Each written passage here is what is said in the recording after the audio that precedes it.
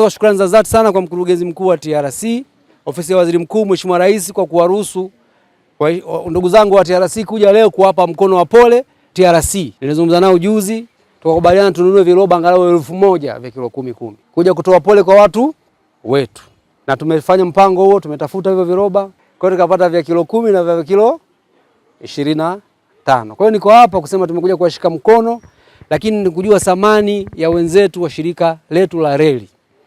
Tunashukuru kwa shirika la reli kwa kuja kutusaidia kwa katika maafa haya ambayo tutokea sisi Kibaoni Ifakara. Kwa hiyo tunawashukuru sana na ili Mungu azidi kuwaongezea ili tusaidia zaidi. Kwanza mimi napenda kushukuru shirika la reli kwa sababu limetukumbuka wana Kibaoni.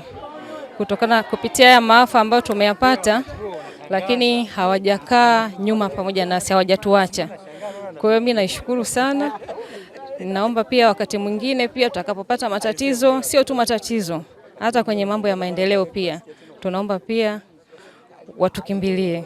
Kwa niaba ya mwenyekiti wa bodi ya wakurugenzi wa shirika la reli Tanzania Bwana Jaffa Machano na mkurugenzi mkuu wa shirika la reli Tanzania Mhandisi Machibiashiwa, shirika linatoa msaada wa tani 10 za chakula kwa hawa wenzetu waliopatwa na kadhia hii ya mafuriko.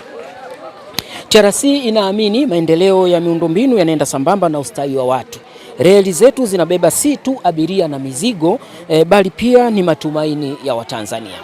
Tunatoa wito kwa wadau wengine kuungana na shirika la reli Tanzania kuwasaidia wenzetu ambao wamekumbwa na mafuriko ama kadhia zinazotokana na majanga ya asili, sio tu hapa Ifakara, hata kwingineko, kwa kuwa kurudisha kidogo kwa jamii inayotuzunguka, hayo ni maelekezo ya serikali na sisi tuna comply maelekezo ya serikali kwa kufanya hiki tulichokifanya leo hapa halmashauri ya mji wa Ifakara.